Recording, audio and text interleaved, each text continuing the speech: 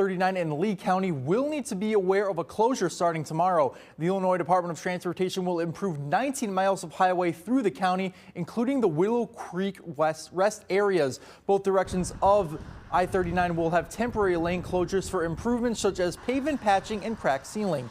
This will also be work done on the pavements to prolong the life of the road.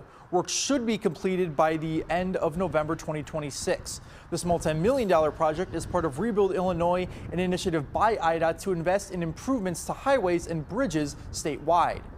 And if you're a driver,